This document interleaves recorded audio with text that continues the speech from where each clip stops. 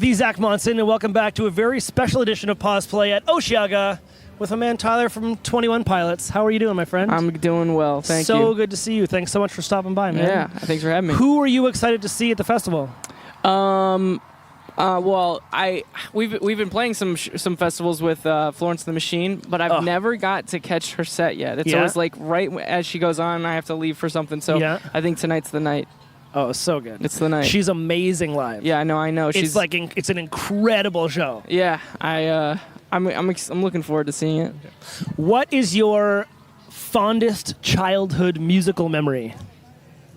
Donkey Kong Country for Super Nintendo. The soundtrack? The soundtrack.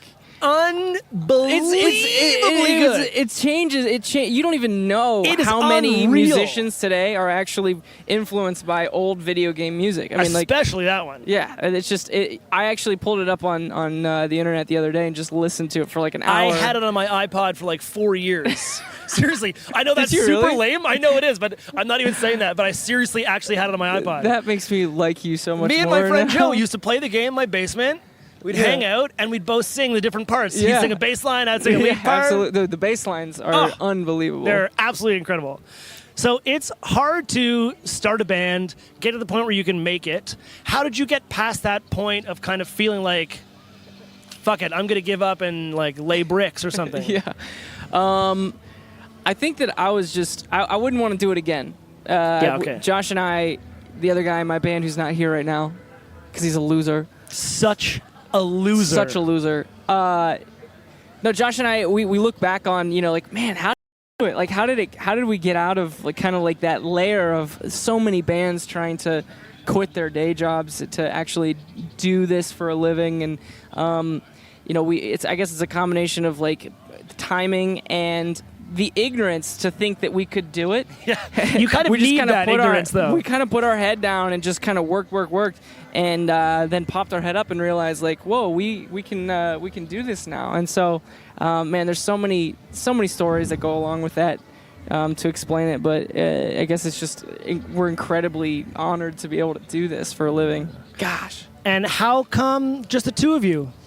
Because there's so many issues with the more people you have involved in the more bullshit you have to go through. You know what I mean? Like I'm not going to hate on other bands, but can you imagine 4 other chairs right next to me?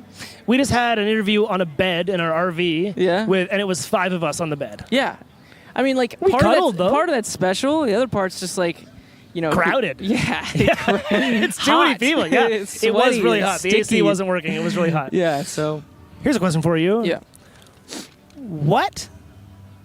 Yeah. What am I looking at here? This is our band logo. What I like about this logo is that it doesn't really like a lot of bands' logos kind of are a interpretation of maybe the first letters of their names kind of like meshed together or whatever. This has literally nothing to do with our band name. What it was is my roommate and I, who his name is Mark. He does all of our music videos too, so like we've kept that all in house this whole time so far. He just had Photoshop, or no, not Photoshop, another program pulled up on his laptop, and I was like, dude, I need something that just like screams like what we're trying to do, like just hit me with it. And he kind of just drew these rectangles and threw them up there, and I was like, in a circle. That's it. That's it. Honestly, we are it was rectangles in a circle. It was a moment where it was just like, that's it. I don't know why that is, but we're gonna. It doesn't really have any meaning right now, but we're gonna fill it with meaning. I love it. That's kind of why I like it came up. You just released a video for your song Lane Boy, which I love. Oh, thank you. I love it. Kind of reggae, a little bit of the old drum and bass there. It sometimes makes you move your shoulders like this. You guys say, I know a thing or two about pain and darkness. If it wasn't for this music, I don't know how I would have fought this. A lot of your fans say, your music helped me through a hard time. Music helped me through a dark time. Are you writing to try to help other people, or it just so happens you're trying to help yourself, and that's kind of an added bonus? Great question. I think it's a balance. It's not really something where you can go, okay, today I'm going to do music just for me, and then today I'm going to maybe try to help other people.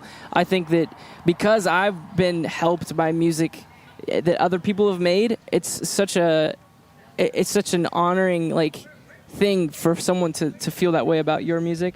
And so, in a sense, the songs that I would write, definitely helped me get to the next place, which is better than the place that I was in. With the self-awareness, the song has a self-awareness, especially the song Lane Boy, where it's talking about like certain things that I've always wanted to say, but kind of like had to break character in order to say it, just talking about song structure or whatever. So there is I like that you talk about if a song is too perfect, it's kind of... Yeah, and that's stuff that we learned just kind of doing this now for a few years, where some of these songs are completely created by other people. Like someone wrote the melody, someone wrote the track, someone did the lyrics, and then they hired some band to sing the song. And I'm not just talking about pop either. No, of course. It all happens genres of music. Yeah, it's crazy. And Ghostwriters, man, all over the place. It was a little like disheartening at first, because like there's some bands I was like, man, I hope that didn't happen to them. You know what I mean? I try to not read the writer's liner's notes because it's depressing. You just don't want to know. We asked the last artist in to ask you a question, and here it is. Hi, we're Milk and Bone. And our question for you is... Would you rather eat Kraft Dinner macaroni and cheese for the rest of your life, or eat poop twice? Twice ever. Just, you have to eat poo twice, or eat Kraft Dinner only for the rest of your life. Yeah, I would eat poo 5 times. So you'd go above the 2 and go straight to 5. I see your 2 and I raise you 5. Wow. All right. That's just such too much poo eating for me. But it's such a moment in time. Like if I would have done this yesterday, I would have been like, dude, hilarious story. Yesterday I ate poo twice. Now maybe 5 times. But now it's like it doesn't really even affect me. You know. I'll take it. Okay. I'll take that. Yeah, answer. I'll take that. What are some bands that you guys are really into right now? Man, I'm really into my own band.